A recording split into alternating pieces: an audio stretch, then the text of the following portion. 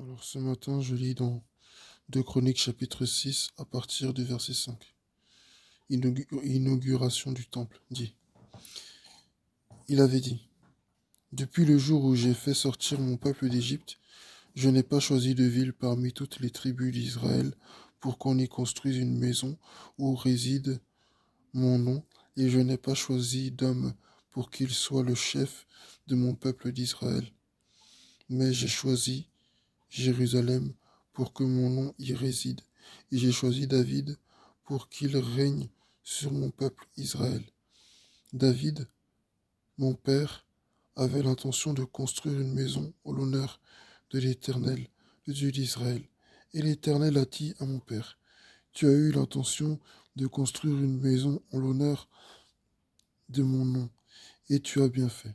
Seulement, ce ne sera pas toi qui le feras, ce sera ton fils, celui qui est issu de toi, qui construira cette maison en l'honneur de mon nom. Amen. Amen. Dieu choisit toujours quelqu'un, amen, pour le servir, pour accomplir quelque chose. Dieu choisit toujours quelqu'un. Et quand Dieu t'a choisi pour faire une chose, tu auras toujours le cœur de faire la chose et tu auras toujours les moyens aussi de le faire. Même si sur le champ, les moyens peuvent manquer, mais tu auras toujours les moyens. Dieu ne peut pas te choisir pour faire une chose et puis tu n'as pas les moyens. Soit c'est lui qui t'a choisi ou c'est pas lui qui t'a choisi. Mais s'il t'a choisi pour faire quelque chose, c'est que il va te donner les moyens pour accomplir ce pourquoi il t'a appelé. Hier, on a lu que le Seigneur disait dans Ésaïe chapitre 46, à partir de verset 10 à 11, le Seigneur disait que euh, ce que j'ai dit, je vais le faire. Ce que j'ai dit, je vais le faire. Mon projet s'accomplira. C'est moi qui choisis de loin un oiseau de proie et qui prend un homme de l'extrémité de la terre pour accomplir mon dessein. Dieu fait ce qu'il veut. C'est lui qui est responsable. S'il t'a choisi, il est responsable de l'accomplissement de la mission. C'est pas toi avant tout qui est responsable de l'accomplissement, c'est lui.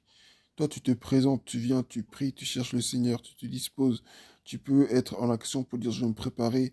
Si je dois parler telle langue, je vais me préparer. Si je dois apprendre à chanter, je dois me préparer. Mais si Dieu n'a pas ouvert les portes, rien ne va se passer. Amen. Amen. Donc, c'est Dieu avant tout qui est vraiment responsable de ce qui va se passer. C'est vrai qu'on a notre part de responsabilité aussi, c'est vrai.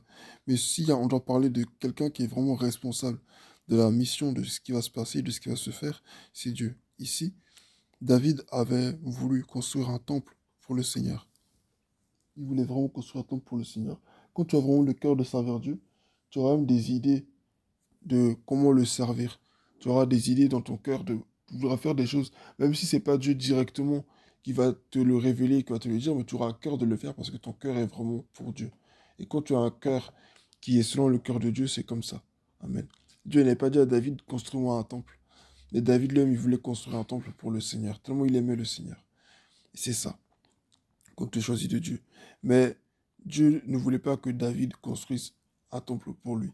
Dieu préférait que ce soit Salomon, parce que David était un homme de guerre. Ses mains étaient pleines de sang. Et Dieu voulait que son temple soit saint. Alors il a préféré que ce soit Salomon, un homme qui n'avait pas vraiment connu la guerre, les combats, ce genre de choses. Un homme vraiment qui avait les mains pures. Amen. Il préférait que ce soit Salomon. Il avait dit, depuis le jour où il a fait sortir mon peuple d'Égypte, je n'ai pas choisi de ville parmi toutes les tribus d'Israël pour qu'on y construise une maison où réside mon nom. Et je n'ai pas choisi d'homme pour qu'il soit le chef de mon peuple d'Israël. Ça m'étonne parce que il dit qu'il ne l'a pas choisi d'homme.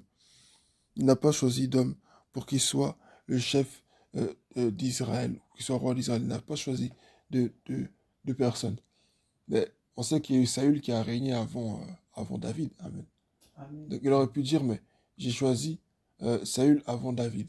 Mais non, lui dit, mais j'ai choisi Jérusalem pour que mon nom y réside, et j'ai choisi David pour qu'il règne sur mon peuple Israël.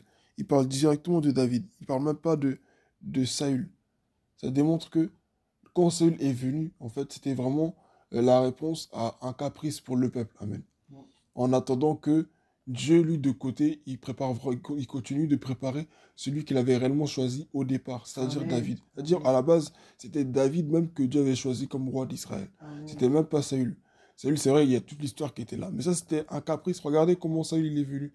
Regardez tout ce qu'il a fait. La Bible dit, il dit que quand Saül, il va venir là, le roi que vous voulez là, il va prendre vos filles, il va prendre vos filles, il va prendre vos champs, il va vous réduire en esclavage, il va faire du n'importe quoi. Saül faisait déjà des bêtises depuis le début. C'est juste que c'est pas détaillé, mais dès le début, avant même qu'il ne devienne roi, le Seigneur prophétise, envoie la prophétie au travers du prophète Samuel pour dire, l'homme que vous voulez choisir là, il va vous réduire en esclavage, il va vous maltraiter, il va faire ci, il va faire ça. Ce qui a fait que Saül, il a été viré, c'est quand il a voulu faire le sacrifice à la place de Saül, à la place de Samuel. Amen. Et même pas que, non, lui, non seulement aussi, mais c'est surtout, même quand il a épargné le roi ennemi et puis les troupeaux. Toutes ces légèretés-là, c'est ça qui a fait que. Mais sinon, à la base, même Saül n'était même pas choisi. Saül n'était même pas le choix de Dieu. Le vrai choix de Dieu, c'était David. Et le Seigneur nous l'a révélé ici, lorsque le Seigneur nous a donné le message là-dessus.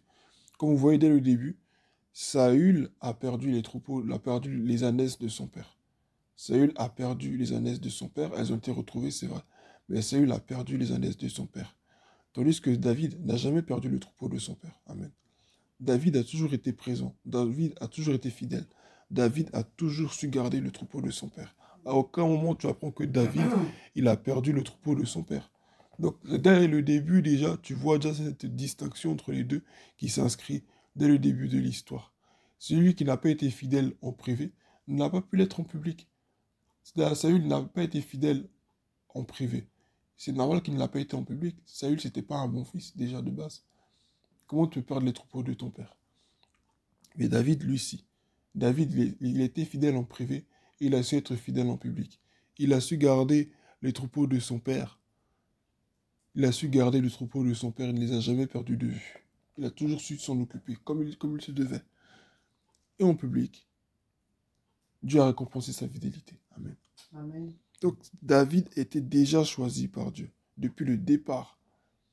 C'est vrai que Saül est né avant lui, il était grand, il était là, hein, mais c'est David même que Dieu avait vraiment choisi à la base. Amen. Donc, Israël allait toujours avoir un roi. Mais le roi qu'ils allaient avoir là, c'était David à la base. Mais comme ils ont été pressés, et que eux, ils veulent à tout prix ressembler aux autres peuples, donc Dieu leur a donné en attendant le roi que eux, ils voulaient là. Amen. Donc Dieu dit ici, mais j'ai choisi Jérusalem pour que mon peuple y réside, et j'ai choisi David pour qu'il règne sur mon peuple Israël. David, mon père, avait l'intention de construire une maison en l'honneur de l'Éternel, le Dieu d'Israël. Et l'Éternel a dit à mon père David, tu as eu l'intention de construire une maison en l'honneur de mon nom, et tu as bien fait. Seulement, ce ne sera pas toi qui le feras, ce sera ton fils, celui qui est issu de toi, qui construira cette maison en l'honneur de mon nom. Donc Dieu, c'est des choses comme ça qu'il fait. Quand Dieu choisit une maison, quand Dieu choisit un peuple, il fait toujours ce qu'il a à faire. Amen. Les gens peuvent sembler passer avant, des gens peuvent sembler faire des choses avant, même mieux, mais quand Dieu t'a choisi, c'est toi et c'est personne d'autre. Donc ce matin, le Seigneur veut te rappeler à toi et à moi qu'il t'a choisi. Amen. Amen. Tu es choisi de Dieu. Quand tu es choisi de Dieu, c'est comme ça. Ton temps viendra toujours à un moment ou à un autre. Ça peut sembler tarder, mais ça finira toujours par venir. Ici, il relate du temps où ils ont été libérés d'Égypte. Ça, il y a combien de temps qui s'est écoulé entre le temps où ils ont été libérés d'Égypte et puis entre le temps où David, l'homme, est devenu roi? Il y a il y a des siècles, des années, des siècles qui se sont écoulés. Mais Dieu a fait les choses ainsi. Amen. Amen. Ce que Dieu a dit, c'est ce qui va arriver. Donc fais confiance au Seigneur. Amen.